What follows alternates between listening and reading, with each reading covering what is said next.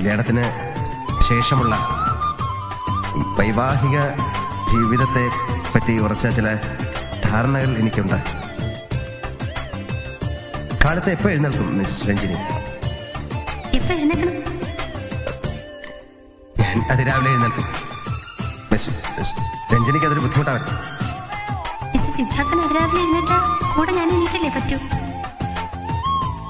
എന്റെ ചിട്ടകളുമായി മിസ് രഞ്ജിനി പൊരുത്തപ്പെടണം.